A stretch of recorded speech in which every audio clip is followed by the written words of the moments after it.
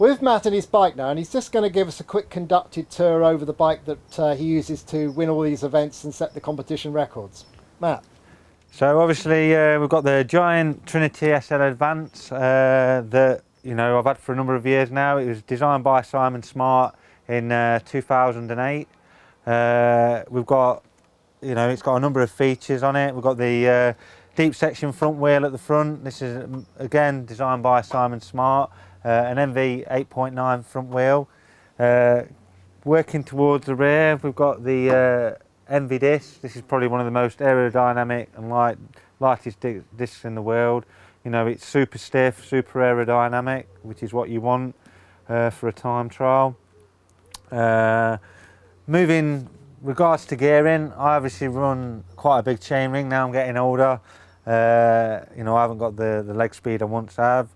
So we've got a quark power meter here. This basically gives me all the information, how much power I'm producing, the cadence I'm producing. And this is a 5844 chainring with a 2311 rear sprocket. Other features on this bike include the Drag to Zero arm pads. These basically allow you to hold your elbows in a much better position and help with the shoulder positioning. And then we've got also the Drag to Zero extension poles, which again made of carbon fibre. And obviously at the front we've got the head unit here that displays power, speed, everything that you need to know, to ride to the fastest time. Has your attitude to equipment changed over the years? Oh yeah, absolutely. The key to it is you don't have to have the best equipment in the world, but what you need to make sure is you've got the best position possible on your bike, because aerodynamics is key at the end of the day, especially for what the majority of time trialists are going to do on flat courses. It is just optimising your position on your bike. So if you haven't got loads of money to spend, then the first thing I would just say, just get a professional bike fit.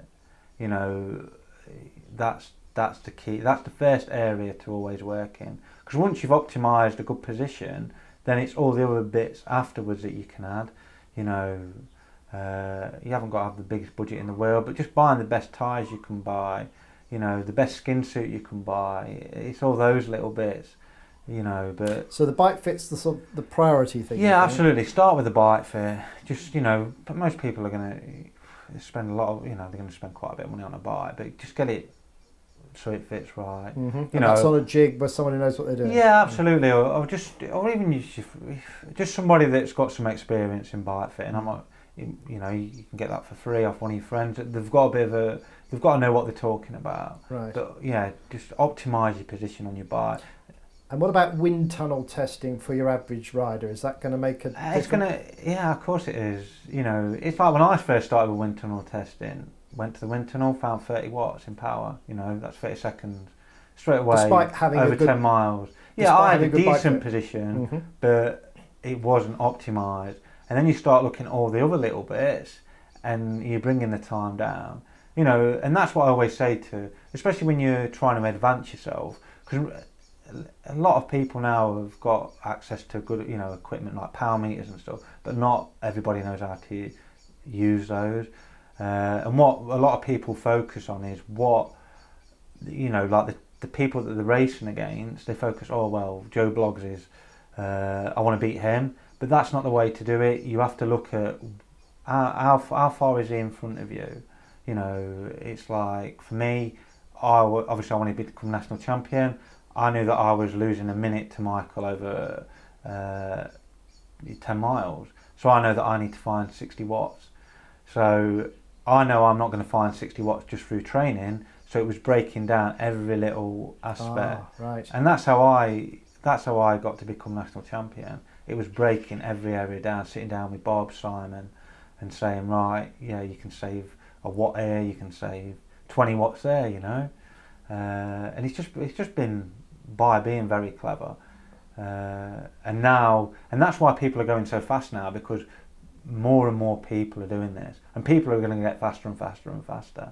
This is just the start of it. All right, so let me ask you a key question then. So the comp record for 10 is 17:20. Alex Dowsett. So how fast? Yeah, maybe in 5 years' time. Where do you think can it go under 17 minutes? I think to get under 17 minutes is going to be very hard. You know, it's like everyone was saying, "Oh, Wiggins is going to do."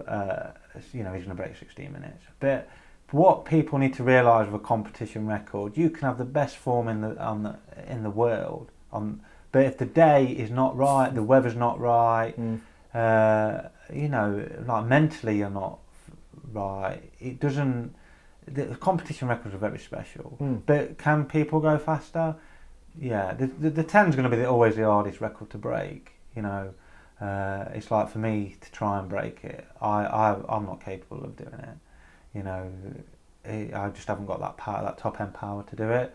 But will it be broken? Yeah, I think it can be. But I don't think it'll be 16 minutes. But you know, people. What about the 25? You hold the 25. Yeah, record, the 25 is still achievable. There'll be somebody. I don't think now that for me, you know, as I'm moving on, I won't break that again. But yeah, that's achievable. The 50 is that's a hard record to break. The 100, you know, that's just been done. Can it be broken again? Yeah, that can be broken. You know, all the competition. 10's going to be the hardest, but all of them can be broken. And you think it's going to be largely as a result of more application of the scientific Yeah, approach? if you want to be, to be the best now, you know, time trial in Britain, you've got to be very clever about what you're doing. Unless you've got a massive engine, that, yeah, you've got to look at every little key detail, you know. And that's why, and you know, there's a lot of people out there, they haven't got big engines, but they're just very clever about what they're doing. You've been riding for many years now, since you were 12, yeah. and you know you've been racing since you were 14. So how have you stopped yourself over the years becoming stale and keeping? Just by always having goals. It's always mapping out the year of what you want to achieve, and that's something for me that I've struggled with this year, because you know you have the success, then and it's almost like Michael leaving. That has been for me a bit of a blow because there's always been this rivalry. And it is, you know, you get to the start line, you get those butterflies in your stomach that you know you want to do so well. But for everybody, you've got to just have goals. So you know, they like time specific goals. You know, it might be a power PB, whatever it is. You've got to have something to aim for, because if you're just going from race to race, thinking, oh yeah, well this week I'm going to do this, you will get stale. Because the head is, you know, it's got to be stronger than what the body is. If you're in the zone, then it's your head, and that's, you know, you can do it for years, but you've got to have goals. Is it possible to over race? I mean, have you got to a season where you think, oh, I don't want to do this? And this is the time of year, you know, we're in July, you know, coming into August, that most people will get tired now, and that's why it's like having a specific training program, that because you're aiming towards goals, then there's got to be times when you back off. You know, you don't ride, and that's the key. Keeping mentally for it. Your mind has got to be it's got to be switched on, because especially to win a championship, then you've got to be so in the zone. You've got to want to go out on the course and destroy yourself. And that's a great feeling when you get that. That's what motivates me. And I can see that for me, I'm losing that. That I've done it for so long now that what am I trying, you know, it's very hard. But that's what I'm loving about the coaching. Make it, you know, it's, you know, generally speaking, a lot of people I coach are between 40 to 50. And they've been racing for years, but they've never ever had, you know, this infrastructure of being told what to do, how to race. And it's like it makes them into kids again. Do you know what I mean? It's like you're giving them this spot. It's unbelievable feeling, you know. And that motivates me. But I know for me as a rider, I'm running out of. Yeah. So your coaching business is your new fresh challenge. Then? Yeah, absolutely. I love it. It's great. You know, like seeing all these people that I'm working with, and I'm not trying to be big, but every rider I've worked with has improved because I'm so passionate about what I do that, there's because I'm a control freak, to be fair, that I have to be in control of every situation and that's what's great about time trialing, that you can control that. And it is, I couldn't let people fail, you know, there's going to be times when riders' performances stagnate, and that's almost makes it exciting because you have to think again. Right, what can we do now? So did you decide that you'd offer yourself a coach? Did people approach you and say, "Oh, I'd like you to coach me, Matt"? Yeah, well, he just started. Obviously, I met Bob, and then he was saying, you know, do you want to be at the post office, or whatever? And I was like, well, yeah, I do enjoy it, but I also realised I could help a lot of people. You know, I've got to make a living out of this. I've got a family to support, but it's as much about passing on the knowledge that I've got to others, and I get really excited. You know, especially. Yeah, when I know how good it feels to hit a personal best, and it's like, you know, waiting for that text to come in. You know, these riders are racing, and when I get that, it's an amazing feeling. Yes. And that's sort of I think that's what's kept me going more than anything this year. Because there's been times when it's just going through the motions a lot more. But then I think, well, actually, this guy's training or this lady's training at 5 o'clock in the morning.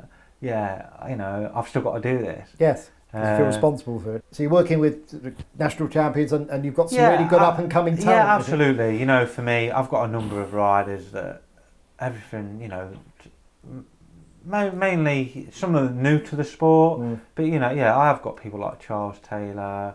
You know, there's people like Josh is the prime example of that's Josh Williams. Josh Williams. Yes. You know, the guy's 23. Last year he was like 54th in like the national 25. Where this year he's capable of a medal. It's probably going to take him I'd say within 2 years he'll win this championship. But that's what having a scientific training program and having the people around you, the right people around you, can help you achieve. You know, Josh has like got this massive engine, but now it's like nurturing him to, you know, it's sort of what Bob and Simon did to me. Yeah. And that's what excites me. Yes. And that's what, you know. It's like, yeah, that's over the last few years, you know, we're obviously Charles Taylor. It's like last year, you know, between myself and Charles, we won everything from 10 and to 100 miles. And it's hopefully it might go that way this year. It's going to be a bit harder to do. But, we'll see this weekend. Yeah, absolutely. Now, you mentioned earlier on that you're thinking of moving on and moving into triathlon. What are your goals in triathlon? Ultimately, I want to make it to Kona. That's the big goal in the back of my head by the time I'm 45. And the Kona is the World Championships. You know, I want to start off with like 70.3, some middle distance triathlon. But you know, I can feel myself talking about it, and it excites me. The fact that I'm going to go into these races, I don't know what I'm capable of doing. But that's, you know, like retraining, you know, like myself, you know, I'm nearly getting to, I'm 38 now. I think it'll take me 2 years to, you know, adapt to everything. But the fact that I've got to learn to swim, I've got to learn to run, you know, properly, I can do this. But that's what's exciting again. Yes. It's like with the time trialing, you know, like doing all the aerodynamic stuff, training in the, you know, getting scientific with the training, and the fact that I'm going to go into these races and people are going to say, "Oh yeah, well, you're X a minute, you know, you're never going to achieve it." But that's what will motivate me. I see, yeah. And you start having that buzz again, because I love time trialing. I love the whole atmosphere, and I'll never leave it. And there will be certain events that I will still take part in, but I just think I need to back away from the national championship stuff.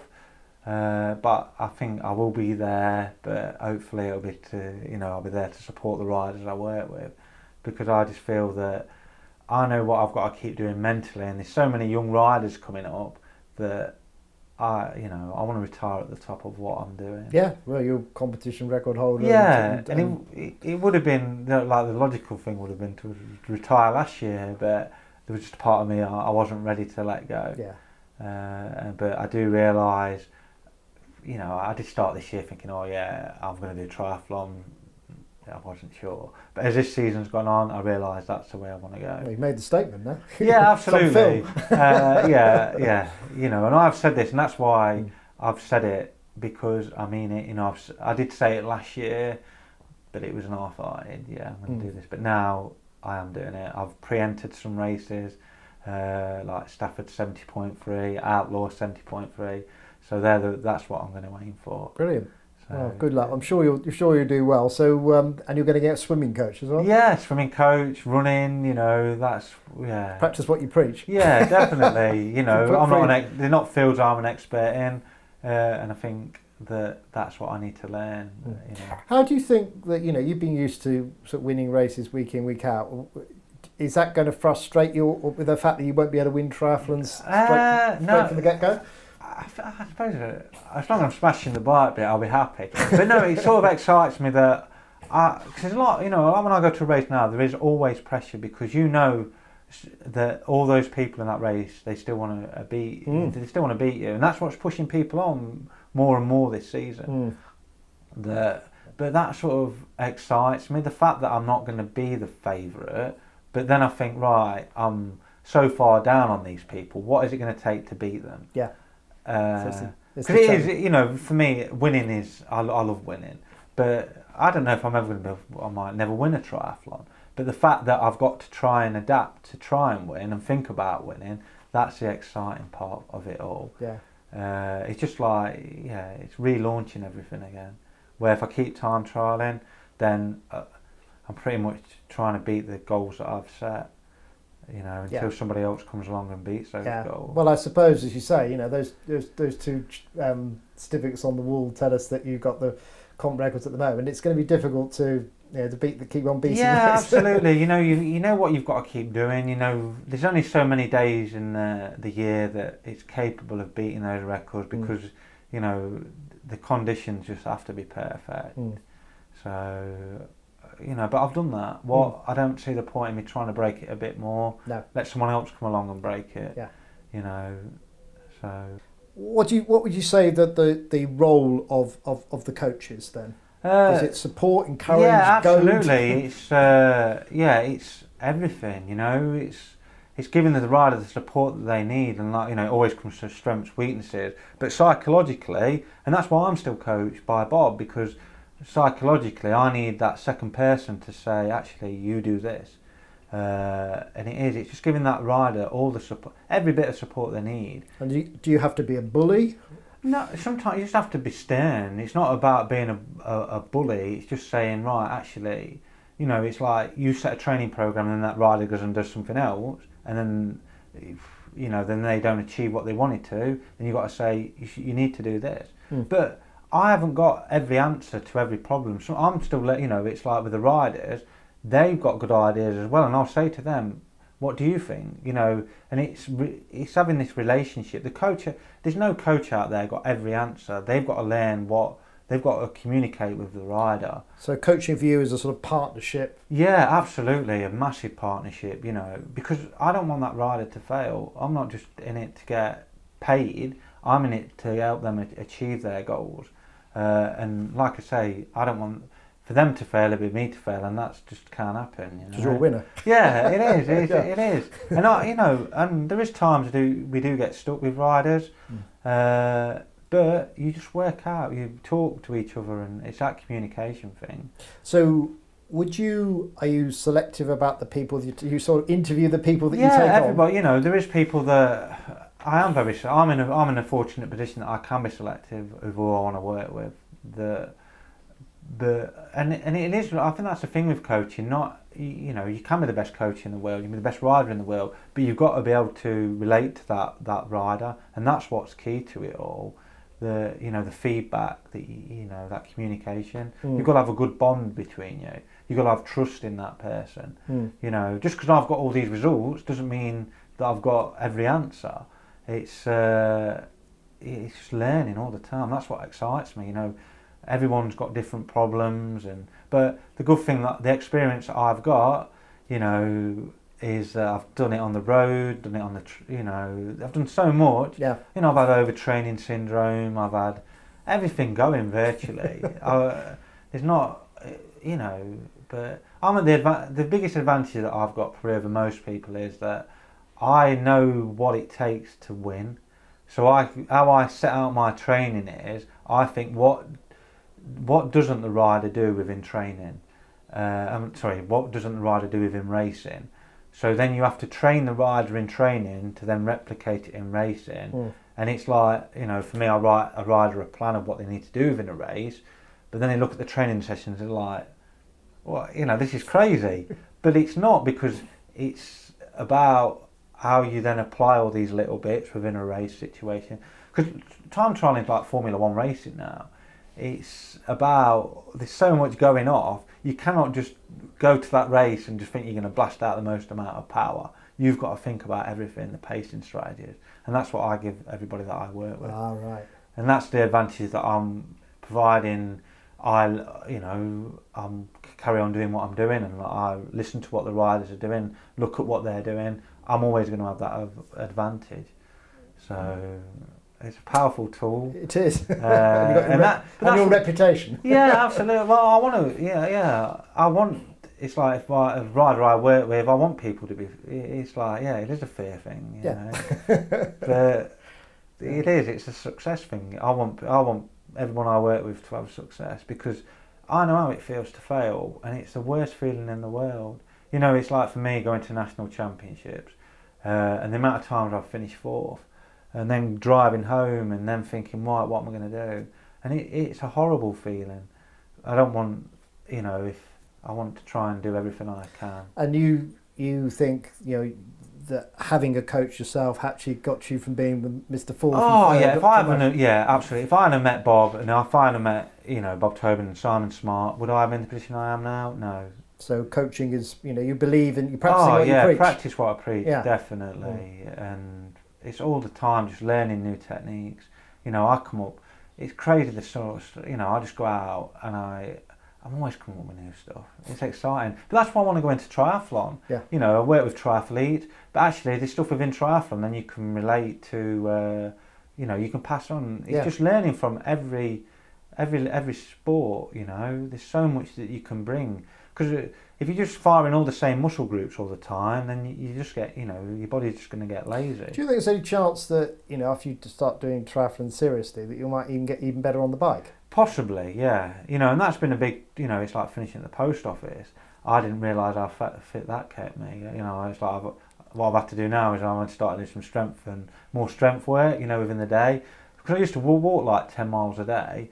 So it's like I've been trying to think of doing a bit more, what you know, like running upstairs. It might be just simple things that, yeah, I think it might be that I find that it makes me even better, and I might just turn up. Because I'm not saying I'm retiring. All I'm saying is I'm going to try something new. Yeah. But if I got to the stage where I thought, actually, I'm going better now, then, yeah, I'll be better. What tips and advice would you offer someone new to the sport how to realise their potential? You know, if I was starting now, the biggest thing is coming. You know, like when you first start, you're new to the sport. Enjoy it. That's the first thing. Enjoy what you're doing. But then, obviously, when you're new, there's going to be failings, and the biggest thing is learning from their failings. So, you know, and that's what will make you into a better rider. You know, it's not just about success, it's about learning all the time. And then, yeah, it's just working out what you want to achieve, you know, setting goals and then working back from those goals all the time. And you can do it, obviously it helps having a coach, but you can still do it. Yeah, absolutely, you know, it's like read stuff up on the internet. Not everybody's got money to go and, you know, have a coach or... but it is, you know, if you're in a club, ask people, you know, that have got experience. And just learn, you know, just learn learn as much as you can, take in as much as you can. And it's like, you know, if just a learning curve. So you'd recommend, obviously, people read a lot, but then try stuff and see what works for you? Yeah, absolutely. It's working out your winning formula. There's not a perfect written training program, you know, but what is a perfect what you want to try and do is, it's just working out what your winning formula is, how to get from A to B in the fastest time possible. And like I say, you start with your training, then it's looking at your bike. Can you improve your position? Can you improve your pacing? You know, if you're blowing a race, what did you eat? And it's writing everything down. It's like one of the biggest things I always used to do. I still do it now. is when I come back off a training ride, if something comes into my head, I write it down. Oh, right. So it's always looking at every aspect of what went right, what went wrong. Because, you know, it's like when things are successful, then you're like, yeah, you think, wow, this is amazing.